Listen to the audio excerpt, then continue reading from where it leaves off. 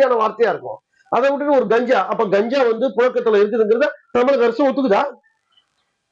எல்லாமே இன்னைக்கு தமிழகம் முழுவதும் இருக்கக்கூடிய அரசியல் கட்சிகள் ரொம்ப தெளிவா பேசிக்கிட்டு விஷயம் என்னன்னா, தமிழ்நாட்டுல கஞ்சா ஆறா ஓடுது.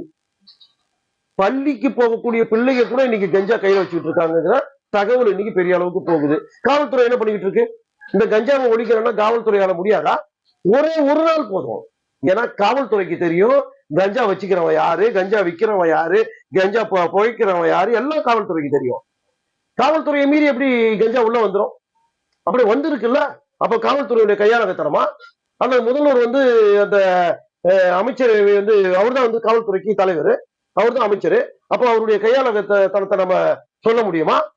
அப்போ நீங்களே போட்டிருக்கிறீங்க இன்றைக்கு கஞ்சா நீக்கமர தமிழகத்துல நிறைந்து இருக்கிறது அப்படின்னு சொல்ல வர்றத ஏத்துக்கிற மாதிரி ஆகுது.